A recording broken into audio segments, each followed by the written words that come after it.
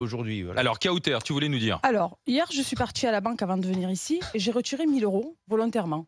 Parce que 1000 € en j'ai liquide. retiré 1 000 € en liquide que j'ai là pour ceux qui nous regardent. Et en fait, quand tu lèves 700 € de loyer qui sont là, il te reste. Montre parce qu'on voit pas. Montre bien. Voilà, Donc ça, c'est les 700 € que j'ai enlevés. Ça, c'est le loyer moyen. Et encore, c'est pas très cher. Parce que dans les grandes villes, c'est beaucoup plus cher que 700 €. D'accord?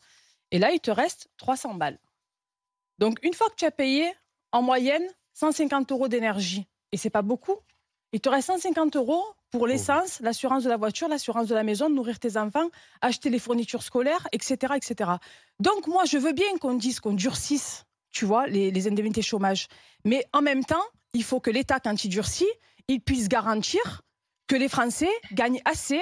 Parce qu'avec ça, ce n'est absolument pas possible de vivre, ni de faire des arbitrages pour bien manger, ni de rien faire en fait. On est d'accord avec toi. Et c'est ça la réalité de la majorité des Français. Et que tant que dans notre pays, les Français ne pourront pas vivre de leur salaire, il y aura quelques gens qui profitent. Tu sais, pour être très honnête, moi ça fait bientôt 1 an que je suis au GG. J'étais au RSA Santé parce que j'étais malade. Je le suis toujours, mais ce n'est pas quelque chose qui m'empêche de travailler aujourd'hui, en tout cas. Je gagne moins bien ma vie en venant chez vous parce que j'ai des frais de nounou, parce que j'ai des frais tout court. Mais je continue à venir parce que c'est une activité, ça désorganise ma vie, c'est notre.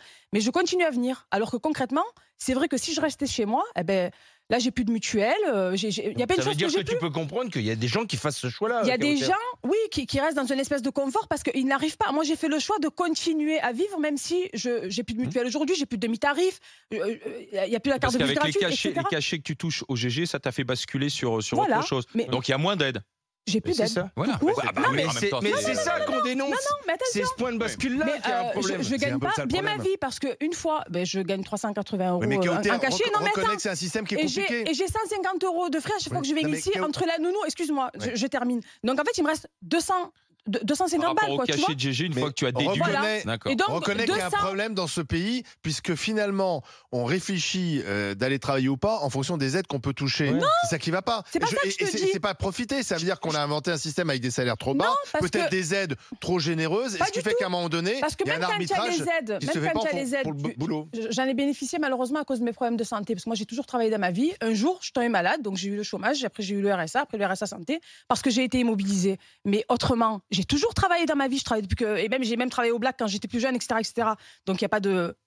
Le travail des enfants, il existe aussi.